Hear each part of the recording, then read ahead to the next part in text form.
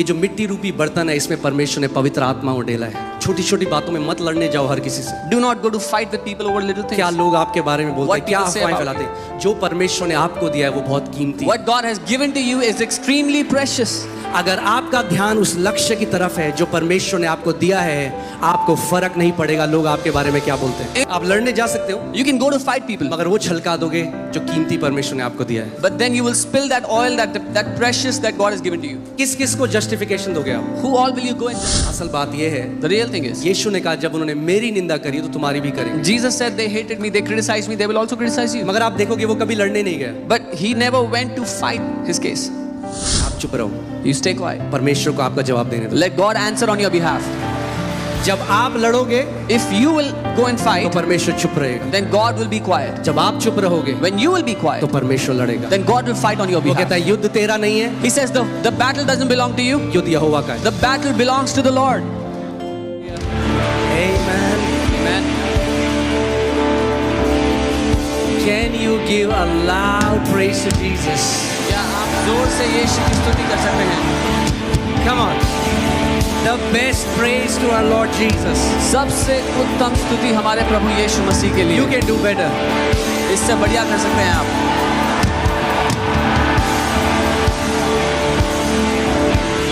Amen. Hallelujah. Come on, for a moment, just lift up your hands अपने हाथों को उठा ले जहाँ भी आप, and just talk to the Lord. और प्रभु से बात करें।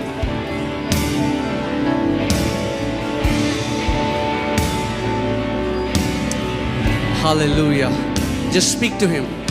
उससे बात करें सब। Just tell Him, Lord, I have come to hear your voice. उससे कहें प्रभु मैं आपकी आवाज को सुनने के लिए आया हूँ। Jesus said, यीशु ने the कहा dead will hear my voice and they will come alive. जो मृत है वो मेरी आवाज को सुनकर जिंदा हो जाएंगे।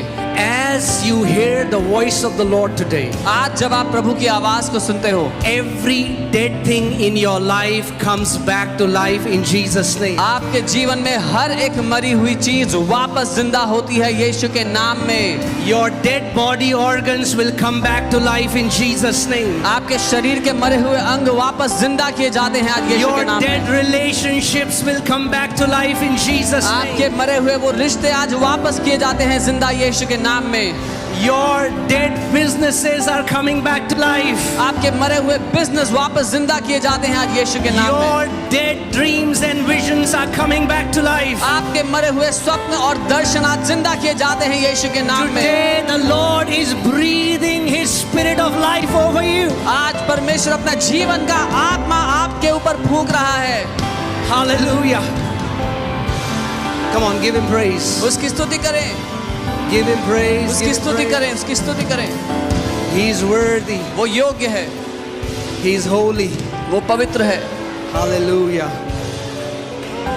Amen. Amen. Amen. Come on. Tell your neighbor today is my day. अपने पड़ोसी को कहें आज मेरा दिन है। मैंने आपको बताया था कि परमेश्वर की डिक्शनरी में एक ही दिन है। I told you there is only one day in God's dictionary. कौन सा है वो दिन? Which day is that? आज। Today. आज। Today. वो ये नहीं कहता मैं जो था वो था। He doesn't say I was who I was. वो नहीं कहता मैं जो होऊंगा वो होऊंगा। He does not say I will be what I will वो be. कहता है मैं हूँ जो मैं हूँ। But he says I am what I am.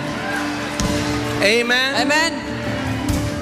That great I am is your God. वो महान परमेश्वर ही आपका परमेश्वर है। Amen. Amen. जो उसने बीते समय में करा What he did in the times past, वही वो आज करेगा। he will do it today. और जो वो आने वाले कल में कर सकता है वो आज भी कर सकता है। And what he can do in the days to come, he can do that today as well. Amen. Amen. So sit with expectations. महान उम्मीद लगा करके आज बैठे यहाँ पर। Say the word is for me. कहें वचन मेरे लिए है। Say the word is for me. बोले वचन मेरे लिए है। Amen. You can be Amen. seated. आप बैठ सकते हैं अपने स्थान पर। Let me just pray and then we'll go to the word. मैं प्रार्थना करता हूँ फिर हम वचन में जाएंगे।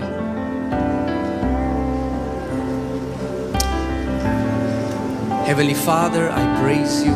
स्वर्गीय पिता, मैं आपकी स्तुति करता हूँ। You are such a good Father. आप बहुत ही भले पिता हैं। Thank you for your love, your grace, your compassion. आपके प्रेम, आपके अनुग्रह, आपकी दया के लिए धन्यवाद। Thank you, Father, धन्यवाद पिता, for your written word. आपके लिखित वचन के लिए। Thank you for your mighty Holy Spirit. धन्यवाद आपके महान पवित्र आत्मा के लिए। Thank you, Father, that today there shall be a turnaround in many stories today. धन्यवाद पिता कि आज बहुतेरों की जिंदगी की कहानी बदलने वाली है यीशु के नाम में, Because of the word that is sent to them. उस वचन के कारण जो उनके लिए आज भेजा जाता है, In Jesus' name. यीशु के नाम में। Amen. Amen.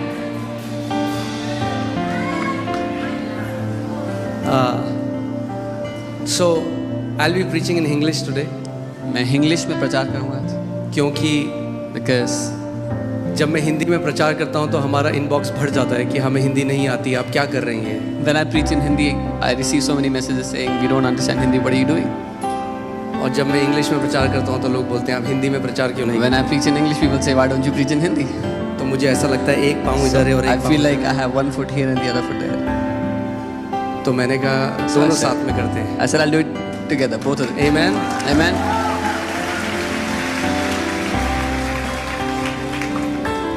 So,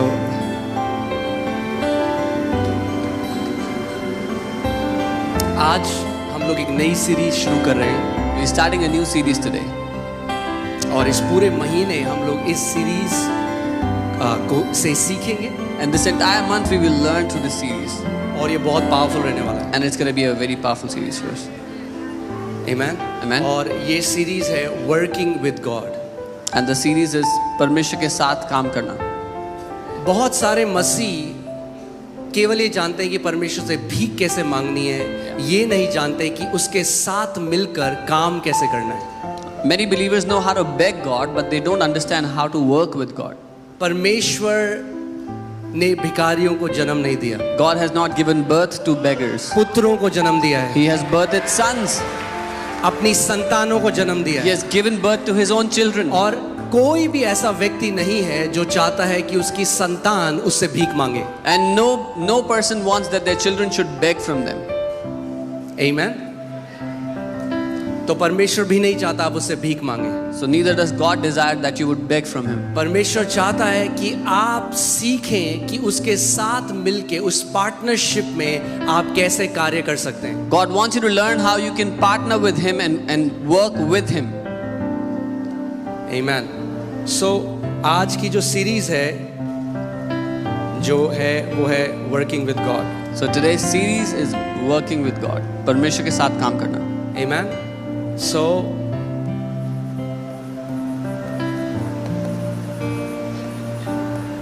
working with God. परमेश्वर के साथ मिलकर काम करना. और हम कुछ बहुत बढ़िया सीखने वाले हैं आज। And we are going to learn something amazing today. Amen. मैंने आपको बताया था कि एक चरवाहे का काम हाउस विजिट करना नहीं है। I told you a shepherd's responsibility is not to do a house कई लोग visit. कहते हैं पास्टर हमारे घर नहीं आता। Many people say pastor doesn't come to our house.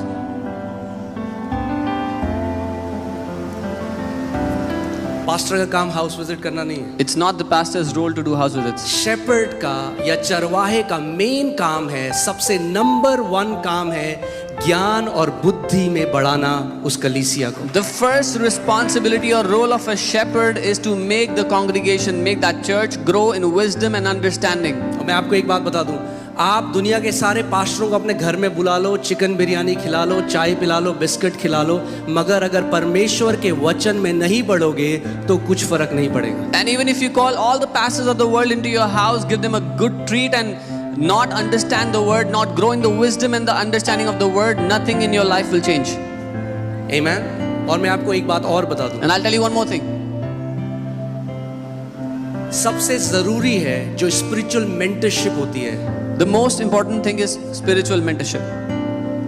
जब आप एक जो व्यक्ति जो अगुवा परमेश्वर ने आपके लिए रखा हुआ है, आपको उनके साथ पर्सनल टाइम बिताने की भी जरूरत नहीं है। आपको सबसे इंपॉर्टेंट जो ग्रहण करना है वो है परमेश्वर का वचन जो सिखाया जाता है। The most important thing that you need from your spiritual mentor is not to spend time with them personally, but to learn the word that they teach you. Amen. Amen. आप जानते हैं यहूदा जूडस प्रभु यीशु मसीह के साथ था। जानते हैं कितने लोग? How many people know that Judas was with Jesus all that time? साथ में था, बगल He में was with him, right next to him. साथ में खाना खाया, He would eat with him. साथ में 3 साल रहा। 3 years he stayed with जहाँ him. यीशु मसीह गए वहाँ गया Wherever Jesus went, he also साथ में went. था। So he was with him. और तब भी यीशु मसीह को बेच दिया। And even then he sold Jesus off. और पौलुस And कभी Paul. यीशु मसीह को नहीं देखा, Apostle Paul never saw Jesus, मगर उसने उस प्रकाशन को ग्रहण किया but जो he परमेश्वर से received आता the revelation that came from God. है। और one of the greatest apostle बन गया, और वो सबसे महान, one of the greatest apostles he became. जिसने कभी यीशु के साथ फिजिकली नहीं चला फिरा, The one who never walked physically with Jesus, मगर उसने वचन को ग्रहण किया। but he received the word that came from him. सबसे इंपॉर्टेंट आपके जीवन में है वचन को ग्रहण करना। The most important thing in your life is to receive the word. आमेन। आपकी आत्मिक परिपक्वता, कई लोग क्या करते हैं ना, वो अपना रिज्यूमे बनाते हैं। Your spiritual maturity. Many people, they try to build their own resume. कई बार लोग मुझसे मिलने आते हैं, Sometimes people come to meet कहते me हैं, मैं and they परमेश्वर say, के इस दास को जानता हूँ, oh, I उसको know जानता this man of God, I know हूँ। that जब वो man of ऐसा God. बोलते हैं ना, मैं अंदर से ऑफ हो जाता हूँ। So when they speak like that, I get turned off inside. जो इनसिक्योर होता है ना अपनी पहचान में, जो मसीह में है, वो इन चीज़ों से अपनी पहचान बनाने की कोशिश करता है। मैं फलाने को जानता हूँ, मैं फलाने के यहाँ गया था, तो क्या फर्क पड़ता है? Someone who is insecure in their identity in Christ, they find their identity by the people they know. Oh, I know this man, I went there, I met him. How does it matter? आप किस मनुष्य को जानते हो उससे क्या फर्क पड़ता है? कि आप उस मसीह को जानते हो जो आपके अंदर है, वो सबसे इंपॉर्टेंट चीज़ है। Whether you know any man or not is not important, but if you know the Christ who lives in you, that is the most important thing. अगर आप मसीह में सिक्योर हो, आप अपनी रिज्यूमे बनाने की जरूरत नहीं है लोगों के सामने जाने। If you are secured in Christ, you will not have to build up your resume before people. आपके कामों को देखकर, परमेश्वर ने कहा आपके फलों को देखकर लोग पहचान लेंगे आप कैसा पेड़ हो। People will see the fruits in your life and they will know exactly what kind of tree you are. कभी देखा है आपने सेब का पेड़ चिल्ला रहा है, हेलो?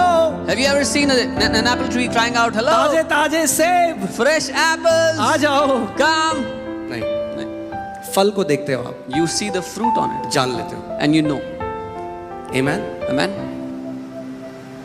मैं ये प्रार्थना करता हूँ कि आपके फल लोगों को बता दें कि आप जीवित परमेश्वर के हो। I pray that your fruits will tell the people that you belong to the living God. आपका जीवन फलों से ऐसा लदा हुआ हो कि जो भी आपको देखे आपके पिता की महिमा करे। May your lives be so loaded with the fruits of God that whoever sees you will glorify your Father in heaven. Amen. So जो इम्पोर्टेंट चीज है उस पे इम्पोर्टेंस देनी है। कई लोग जो ट्रिवियल चीजें हैं उस पे इम्पोर्टेंस देते हैं। So we have to give importance to the things that are important. Many people give importance to trivial matters. जब आप कलीसिया आते हैं, When you come to the church, मत देखो कारपेट कौन से कलर की है, फर्क नहीं पड़ता। don't look at what color the काली है, carpet पीली is. है, लाल है, नीली है, उससे आपके आत्मिक जीवन को नहीं पड़ेगा। मगर जो वचन बताया जाता है, अगर आप वो ध्यान धरकर सुनो, उसको ग्रहण करो एक अच्छे हृदय से, तो एक ऐसा पेड़ बनोगे जिसके अंदर फल लदे हुए हैं। It doesn't matter what color the carpet is, but if you will intently hear and receive the word that is taught, you will become a tree that has fruits. Amen? कुछ लोग आते हैं कलीसिया में, मैं अभी वचन में नहीं, ठीक है ना, मैं फ्लो कर रहा हूँ, उसके बाद जाएंगे वचन। Some people when they come to church, सबसे पहले वो देखते हैं, अरे उस बहन ने सर नहीं ढका हुआ है, उसने कैसे कपड़े पहने हुए। the इसको बोलते हैं आत्मिक वेला। The first thing they see is that sister is not covering her head. What kind of clothes is that person wearing? जिसके पास कुछ काम नहीं है ना, जो बिना उद्देश्य के कलीसिया से आया है ना, वो यही करेगा। This is a purposeless person, a purposeless believer who has no purpose in life in coming to church. मगर जो एक विशेष लक्ष्य के साथ आया है, मैं आत्मा में बढ़ने के लिए आया हूँ, मैं अपना वचन ग्रहण करने आया हूँ, मैं चंगाई लेने के लिए आया हूँ, प्रभु आज मैं अपने जीवन में एक बदलाव के लिए आया हूँ। आपका ध्यान और कहीं नहीं होगा, आप कहोगे प्रभु आज मेरा दिन है। But anyone who comes with this purpose that Lord, I want to receive your word, I want to grow, this is my day, they will not pay attention to anything else but the word. कई मुझे message आते हैं, आप stage से ना ऐसे हाथ के साइन मत बनाया करो, वो अलग अलग साइन है। मैं कहा, अरे I get many messages, don't make such hand gestures on the stage, they mean different things. बांध दो मेरे हाथों को। Come and tie my hands. इसको बोलते हैं आत्मिक वेले लोग, जिनके पास कुछ काम नहीं है, This is तो वो कमियां निकालते हैं। This is people who have no purpose and then they find faults in everything. आप आत्मिक विले नहीं हो। Don't be, you are not spiritually purposeless. आमेन। आप वो नगर हो जो चट्टान के ऊपर, जो पहाड़ के ऊपर रखा गया। You are a city that is set on a rock, a city that is kept on the hill. आमेन। मैं आपको एक कहानी बताऊंगा, उसके बाद हम लोग वचन में I'll जाएंगे। tell you a story, we'll go to the word then. मगर इस कहानी के ऊपर दृष्टांत है, ये कहानी नहीं, एक दृष्टांत है, इसके पीछे एक मॉरल है, But there's a moral behind the story. एक सीख है। There's a lesson. दो देशों के राजा थे, There were two kings of different kingdoms. और एक देश का जो राजा था उसने दूसरे देश को हरा दिया और उस राजा को बंदी बना लिया। The king of the first kingdom defeated the second kingdom's king, and he made him and he tied him up. और जो वो राजा बंदी था, Now the king who had lost, who was tied up, उसको दूसरे राजा ने बोला, मैं तुझे एक चांस देता हूं कि तुझे जीवित छोड़ दूं। the victorious king said, I'll give you an opportunity that I'll leave you alive. वो उसको एक कटोरा दिया He gave him a bowl और उसमें तेल भर दिया and he filled it with oil. और बोला, तेरे को पैदल यहाँ से अपने राज्य तक जाना है। And he said, you have to walk from here right to your kingdom. उस राजा को बंदी बनाकर दूसरे राज्य में ले आए थे They had made him a prisoner, they brought him into his kingdom, और उसको बोला, and they told और him. प्याला भरा हुआ था And the oil was tipped up to the brim. और कंडीशन ये थी कि अगर एक भी बूंद उस कटोरे में से तेल की गिरी तो उसके साथ साथ उनकी सेना चलती थी और उसको आदेश दिया, जैसे ही एक बूंद गिरे इसका सर काट देना।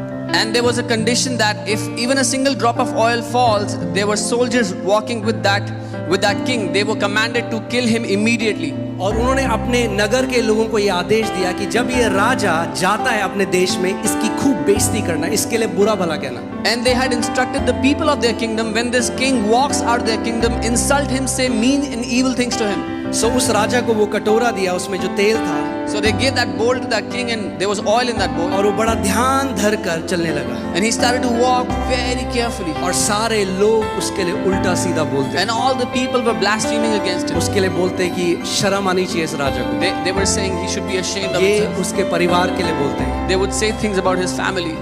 गलत बातें, गंदी बातें उसके लिए Evil बोलते things they spoke हैं। about. मगर वो बड़े ध्यान धर कर But he चलता was रहा। very careful and he kept एक walking. कदम, दूसरा कदम, One step. करते करते उसको पूरा एक दिन लगा, मगर वो अपने राज्य में पहुंच गया। It took him one entire day, but he got into his kingdom finally, बिना एक बूंद गिराए। without dropping a single drop of तो oil. उसको वापस राजा के पास लाया गया So they brought him back to the king. और राजा ने उसको बोला था कि अगर एक भी बूंद नहीं गिरेगी तो उसको आजाद कर देगा, वापस उसका राज्य दे देगा। And the king had said, he had promised, if he doesn't drop a single drop of oil, he'll give his kingdom back to him.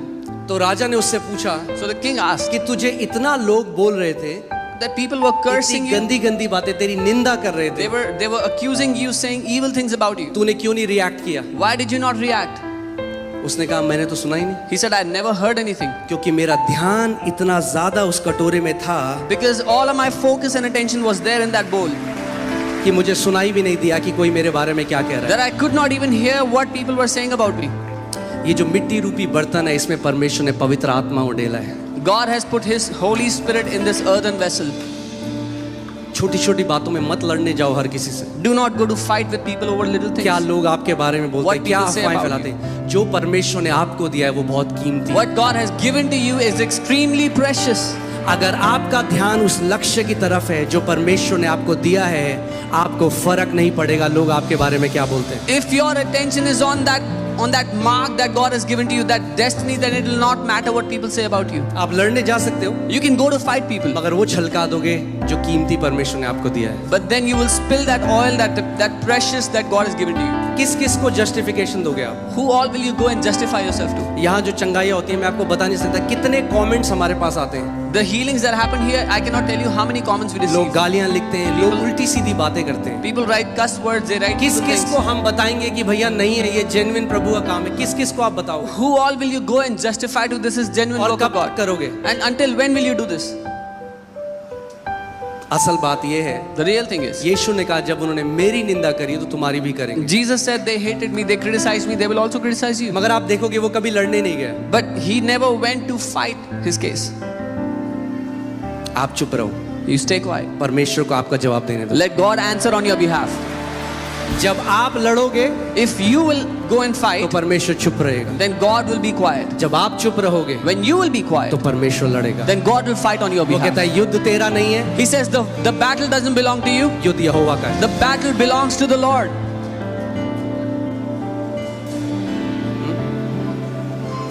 कई लोगों ने मुझे कहा ये फॉल्स चर्च है, ये खत्म हो जाएगा। Some people say this is a false church, it will not last. मैंने कहा अगर फॉल्स चर्च है तो मैंने उस रात प्रार्थना करी, मैंने कहा यीशु मसीह आज खत्म कर दे। I said, Lord, if this is a false church, end it tonight. क्योंकि क्या फायदा एक कलीसिया का जिसमें भीड़ है और जब आप मसीह के सामने खड़े हो तो वो आपको बोलेगा कि तूने फॉल्स चर्च का तो एक पास्टर था। What is the point that a church that is filled with people and the day you stand before Jesus, he said you were pastoring a false church. मैंने कहा प्रभु आज खत्म। I said, Lord, end it today. मगर अगर तूने इस church की नींव रखी है But if you have laid the foundations of this नरक के church, फाटक कभी प्रबल नहीं होंगे। then the doors of hell, the gates of hell will not prevail against this church. Amen. Amen. सो जब आप कलीसिया में आते हैं, मैं क्यों आपको एक कहानी बताता So- अपना फोकस वहां रखो जहां सबसे जरूरी है। Why did I tell you that story? Because when you come to the church, put your focus on the most important matter. Number one चीज जिसके लिए आप आते हो The- कलीसिया में The prime reason, संगति भी नहीं है, The वो prime- वचन है, वचन। the prime reason why you come to church is not the fellowship, is the word why you come here. संगति बहुत जरूरी है, Fellowship is most मगर important. कई लोग केवल संगति चाहते हैं और वचन नहीं चाहते। But many people just desire the fellowship, not the word. हमारा नंबर वन प्रायोरिटी जीवन में है परमेश्वर का वचन। Our first priority in life is the word of God. मैं आपको इस बात को बता दूं, जितने मसीह परमेश्वर के वचन का सच में आदर करते हैं वो कभी भी जीवन की किसी परिस्थितियों के नीचे नहीं रहेंगे, वो हमेशा ऊपर ही रहेंगे। I can tell you this, all those believers who honor the word of God, they will never come under any circumstance. They will always rule above every situation. आमेन। तो चलिए वचन में चलते हैं। Let's go into the word. पहला कुरिन्थियों 3:9 1 Corinthians 3:9. यहाँ पे लिखा है क्योंकि हम परमेश्वर के सहकर्मी हैं। It says here, for we are God's fellow workers. कौन है हम लोग? Who are we? God's fellow workers.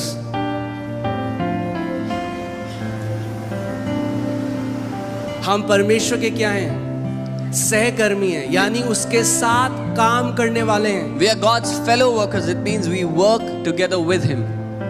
If we are God's fellow workers, then we have to know how God works. अगर हम परमेश्वर के सहकर्मी हैं तो हमें समझना है परमेश्वर कैसे काम करता है। We have to learn how does the kingdom of God operate. हमें सीखना है परमेश्वर का राज्य कैसे काम करता है।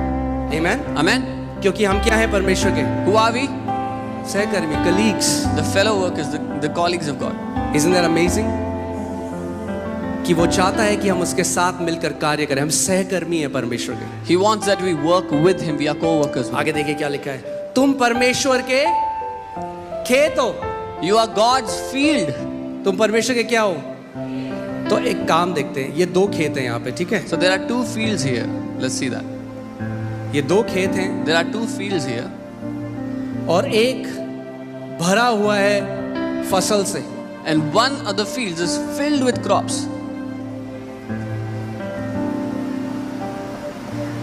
और एक में थोड़ा And the other has sprinkles of crops. आप क्या हो परमेश्वर के? Who are you? खेत। The field of God. एक भरा हुआ है, फसल लहलहा रही है, One is filled with crop, with harvest, और एक में कुछ भी नहीं है। and the other has barely anything. इस खेत में किस चीज की कमी है? What does that field lack?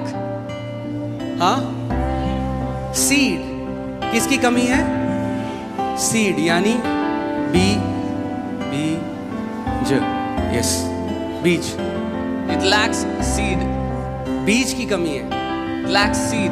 जब आप अलग अलग मसीहों को देखते हो, When you see different believers, किसी के जीवन में आप बहुत ज्यादा फल देखते हो, in one believer's life you see many किसी के fruits. जीवन में आप कुछ फल नहीं देखते। In one's life you barely find so anything. मसीह लोग क्या सोचते हैं? वो परमेश्वर है जिसने उसके साथ किया और मेरे साथ नहीं किया। So what believers think is God has done plentiful with him but not with me. वो सोचते हैं कि अगर किसी के जीवन में बहुत फल है वो परमेश्वर ने कर दिया और हमारे जीवन में उसने नहीं किया। They think if somebody has so much fruit in their life it is because God has done it for them and but not for me.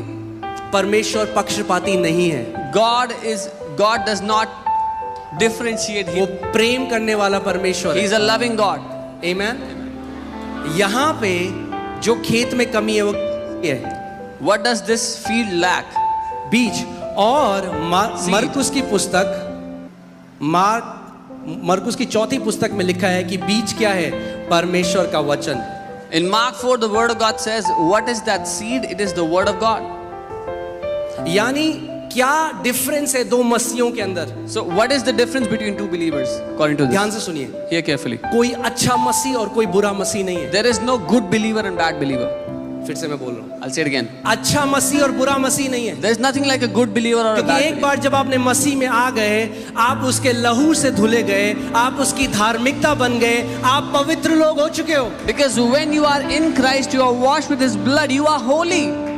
सो अब कोई अच्छा मसीह और बुरा मसीह नहीं है। So there is no good or bad believer anymore. अब यह है कि खेत जिसमें बीज पड़े हैं और कुछ खेत ऐसे हैं जिसमें बीज नहीं पड़े। Now the matter is a field which is filled with seed and a field which has no seed. यानी अब आपका हार्वेस्ट परमेश्वर नहीं डिसाइड करता, आप डिसाइड करते Which means God does not determine your harvest, you do it. हो। आमीन। आप परमेश्वर का क्या हो? खेत हो। You are God's field. जब एक किसान खेत लेता है, क्यों लेता है खेत? When a man buys a field, why does he buy it? क्या चाहता है वो खेत से? What does a man want from his field? हाँ, फसल चाहता है। He wants a harvest. परमेश्वर क्या चाहता है आपसे? What does God want from you? फसल चाहता है। He wants a harvest. परमेश्वर फल चाहता है। God wants fruit in your Yeshu life. मसीह ने कहा, इससे पिता की महिमा होती है कि तुम बहुत सारा फल फलो। Jesus said, by this the Father is glorified that you bear many fruits. यानी जब आप एक ब्लेस्ड जीवन जीते हो, So that means when you live a blessed life, यानी जब आप स्वास्थ्य में चलते हो, when you live in health, यानी जब आप धार्मिकता में बढ़ते जाते when हो, you keep growing in righteousness, क्या होता है? what happens? इससे पिता की महिमा होती The Father is glorified. है। जब लोग आपके जीवन को देखते हैं, When people see your life, तो यीशु मसीह ने क्या कहा? वो तुम्हारे जीवन को देखें और परमेश्वर पिता को क्या करें? Jesus said, let them see your life and glorify your Father in heaven. आमीन। Amen. सो अगर मैं चाहता हूं, एक जो किसान है वो एक खेत में एक बार ही बीज नहीं बोता। So a farmer does not sow the seeds in his field just one time. बार बार बीज बोता रहता है और कटनी करता रहता है। बीज Again. बोता रहता है और कटनी करता रहता है। यही मसीह जीवन भी है। बीज बो, कटनी करो, बीज बो, कटनी करो। Again and again, the farmer sows the seed and he reaps a harvest. He sows the seed, reaps the harvest. This is what the Christian life is. Sow the seeds in your heart and reap the harvest. परमेश्वर ने आपको अपना वचन दिया है जो उसका अविनाशी बीज है। Bible God has given you His word, which is His indestructible seed. अविनाशी बीज का मतलब वो कभी करप्ट नहीं हो सकता। Incorruptible seed, which can never be corrupted. अगर आप सच में एक कमिटमेंट के साथ परमेश्वर के वचन को अपने हृदय में बोते हो, तो ऐसा नहीं हो सकता कि आपका जीवन ब्लेस्ड ना हो। If you intently sow the word into your heart, this is not possible that you will not live a blessed life. आमीन। वचन कुंजी है। The word is the key. वचन हमारे जीवन का आधार है। The word is the basis for our life. आमीन। हमारा नया जन्म भी परमेश्वर के वचन से ही हुआ है। Our new birth is according to God's word. आमीन। अब मैं आपको एक चीज बताना चाहता हूं। हम जब इस दुनिया में आए हैं, When we have come to this world, परमेश्वर का वचन पहला थेसलोनियंस 5:23 में हमें बताता है कि हम क्या है। परमेश्वर ने हमें अपने स्वरूप में बनाया, तो हम क्या हैं? हम एक आत्मा है। 1 Thessalonians 5:23, God has made us in His image according to His likeness. So हमारे first, पास प्राण है we are a spirit, we have a soul, और हम एक शरीर में रहते हैं। and we live inside a body. बोलिए, मैं एक आत्मा हूं, मेरे पास प्राण है और मैं एक शरीर में रहता हूं। Say, I am a spirit, I have a soul, and I live in a body. ये जो आप देख रहे हो, ये आप नहीं हो, What you see, this is not you. आप एक आत्मा हो। You are a spirit. आमीन। Amen. सो बाइबल क्लियरली डिफरेंशिएट करती है इन तीन चीजों के बारे में। So Bible clearly differentiates between these three things. सो जब एक बच्चा पैदा होता है, When a child is born, तो सबसे पहले क्या सीखता है वो? what does he learn first? वो सीखता है अपनी बॉडी को कैसे, वो फिजिकल ट्रेनिंग करता है, He learns to physically train his body.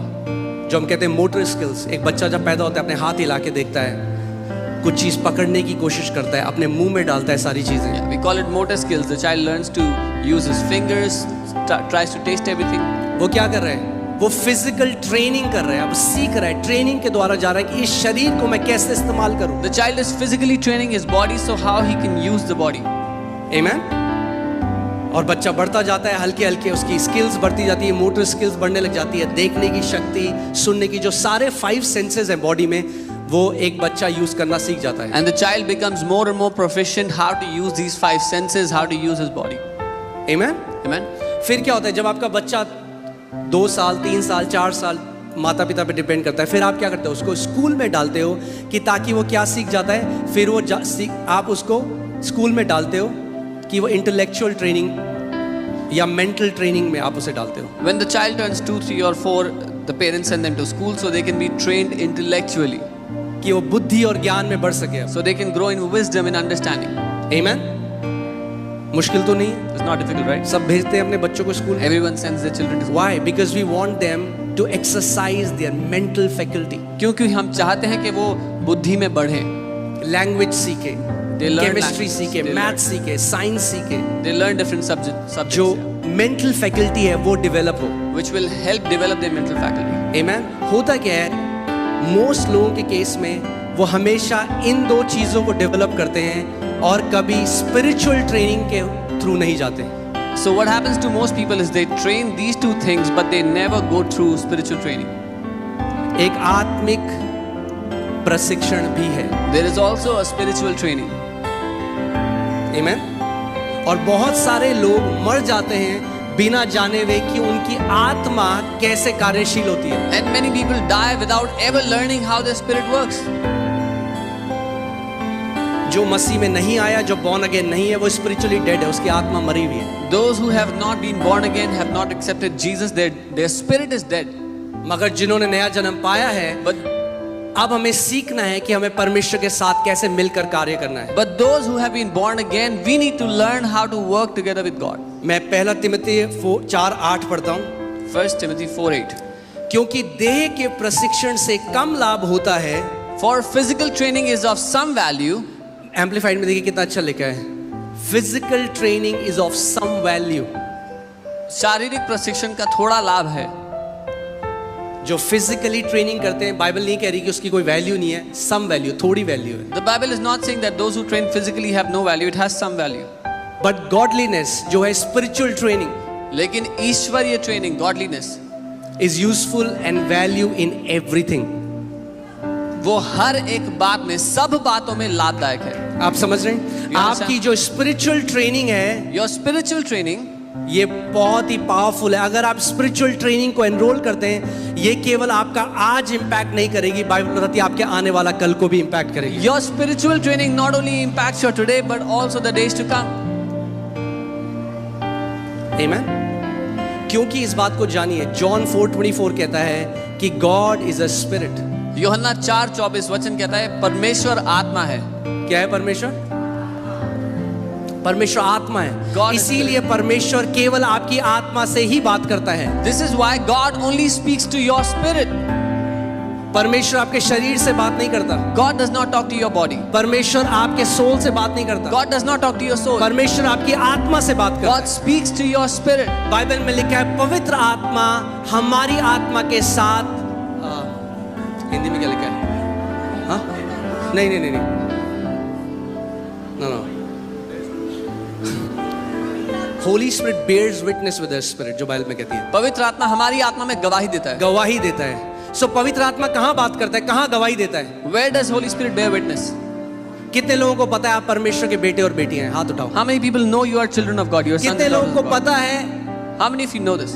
अगर मैं कहूँ आप नहीं हो, If I say you're not God's child, अगर कोई आपको बोले एविडेंस दिखाओ, if someone asks you for an evidence, क्या शारीरिक एविडेंस do है? you have any physical proof? No. क्या सोल में एविडेंस है? Do कोई you have a फीलिंग है? proof in कोई your soul, any नहीं. feeling? No.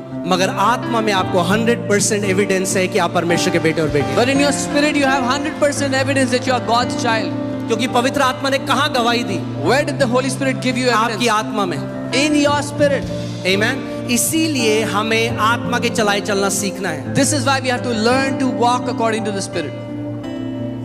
अगर हमें परमेश्वर के साथ कार्य करना है तो हमें समझना पड़ेगा कि हम परमेश्वर का कार्य अपनी आत्मा के द्वारा करते हैं. If we have to learn to work with God, we have to understand that it is by our spirit that we work with God. Amen. John 4:24 पढ़ते हैं. इसमें लिखा है परमेश्वर आत्मा है और अवश्य है कि उसकी आराधना करने वाले आत्मा और सच्चाई से आराधना करें. It says God is spirit and those who worship him must worship in spirit and truth. मे भी नहीं है, मस्ट है. शायद नहीं है. It's not शायद. अगर आपको परमेश्वर की आराधना करनी है तो आपको आत्मा में उसकी आराधना करनी पड़ेगी. If you have to worship God, you have to worship him in spirit. आत्मा, और इंग्लिश बाइबल कहती है स्पिरिट एंड ट्रूथ. ट्रूथ जो है वो उसके वचन के लिए लिखा गया जॉन 17:17 में. The English Bible says truth, satya. The word is truth. John 17:17 says. आमेन. मैं आपको बता रहा हूं जो आपको सबसे इंपॉर्टेंट चीज जो आपको चाहिए वो है परमेश्वर का वचन. I'm telling you the most important thing you need is the word of God. Amen.